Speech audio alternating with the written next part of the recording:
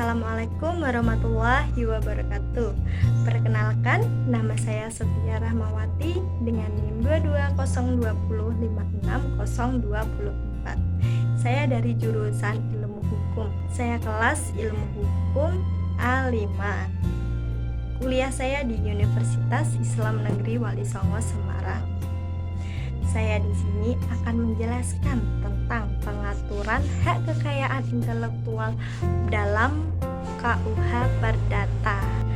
Dalam sejarah hak kekayaan intelektual di Indonesia, awal mulanya tidak termuat di dalam sistem hukum di Indonesia. Namun, keberadaan tentang hak milik dikenal di dalam hukum perdata Indonesia yang berlaku hingga saat ini, yang dikenal dengan konsep kebendaan imaterial.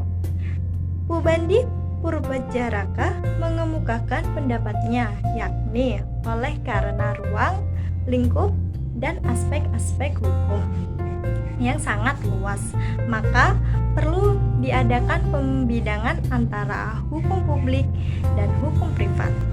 Pada hukum perdata dibagi menjadi hukum material dan imaterial yang meliputi sebagai berikut. Yang pertama, hukum pribadi atau hukum privat.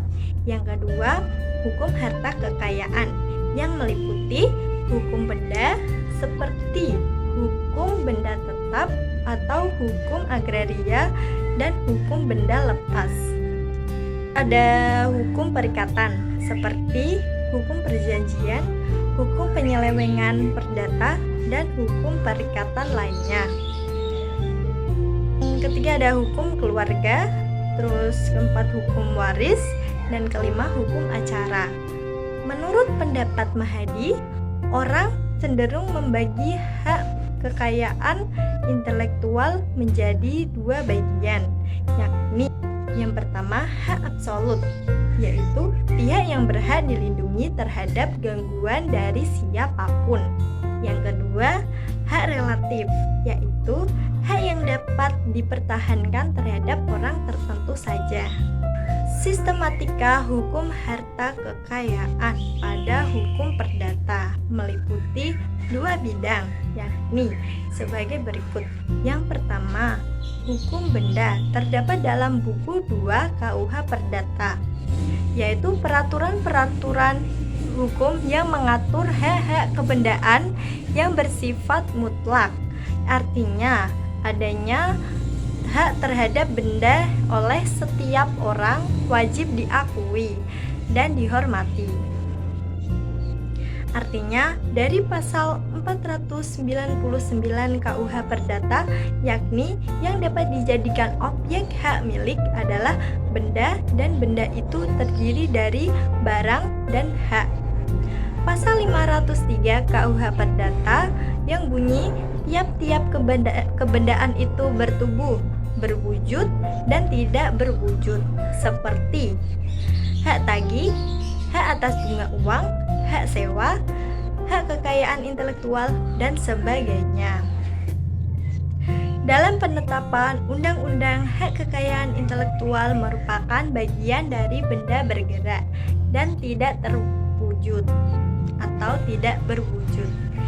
Yang kedua, hukum perikatan terdapat dalam buku 3 KUH Perdata, peraturan perundang-undangan hukum yang mengatur hubungan yang bersifat kehartaan antara dua orang atau lebih, di mana pihak pertama berhak atas sesuatu prestasi atau pemenuhan sesuatu, dan pihak yang lain wajib memenuhi prestasi tersebut.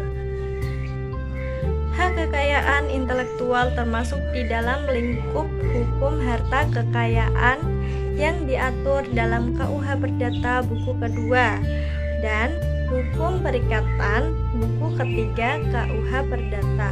Buku ketiga KUH Perdata mengenai perikatan dalam pasal 1233 sampai 1456 KUH Perdata. Hukum perikatan dalam kaitannya dalam hak kekayaan intelektual terdapat dalam hubungannya dengan kontrak lisensi, yaitu perjanjian tertulis di mana pemilik Hak kekayaan intelektual memberikan izin kepada pengguna haki untuk menggunakan haki tertentu, yaitu cipta, paten, merek, dan lain-lain. Sekian penjelasan dari saya.